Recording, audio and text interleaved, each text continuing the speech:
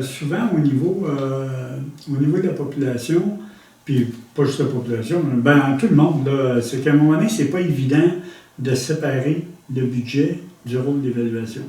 Mais on sait que c'est deux choses distinctes. C'est ce que j'ai tenté d'expliquer aux gens. Que là, on a un nouveau rôle d'évaluation, que le nouveau rôle, lui, ce que ça vient faire, c'est l'outil que le gouvernement a, parce que dans le fond, c'est toujours une responsabilité MRC, dans le cas des municipalités locales comme nous.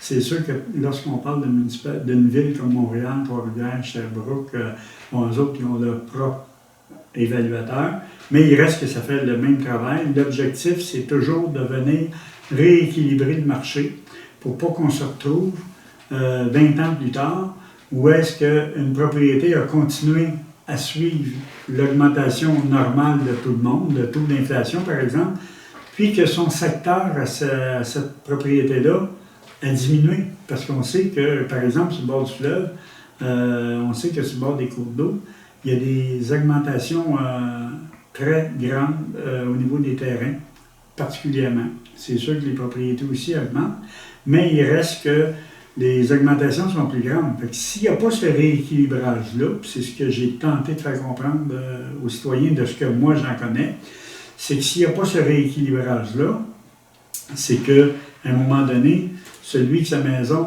a baissé, son évaluation a baissé, il va payer la charge fiscale de l'autre que sa propriété lui a augmenté.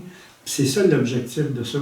C'est pour ça que ça vient pas, c'est pas le rôle d'évaluation qui fait que les dépenses de la municipalité augmentent. C'est carrément les besoins de la population, les services qu'on donne à la population, c'est ce qui fait qu'un budget va augmenter.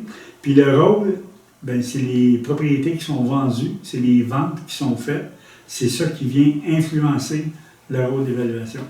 Donc, c'est pour ça, puis on a mis en place déjà la municipalité de Lanoraie, parce qu'on a eu l'expérience aussi en 2014, le 1er janvier 2014, dans mon premier mandat.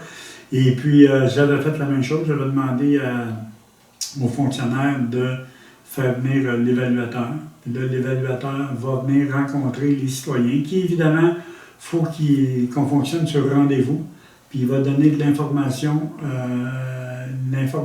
pertinente pour chaque citoyen qui vont le demander. Donc, eux, ils vont pouvoir savoir c'est quoi qui a influencé. Parce qu'on sait que dans un rôle, c'est pas parfait. Puis ça peut arriver qu'une propriété ait été mal évaluée. Par exemple, une propriété qui est en décrépitude, ben, je veux dire, l'évaluateur, s'il ne l'a pas vu, lui, il a fait, c'est une évaluation de masse, un rôle d'évaluation. Donc, c'est sûr que ça se peut qu'il ne l'ait pas vu. À ce moment-là, que ça nécessite un réajustement.